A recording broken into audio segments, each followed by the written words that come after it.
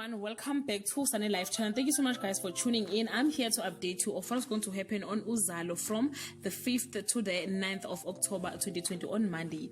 A relentless Nkunzi won't stop until he gets one of his possessions. Madonge proves to be a stumbling block in Kapsile and Kabanga's plan.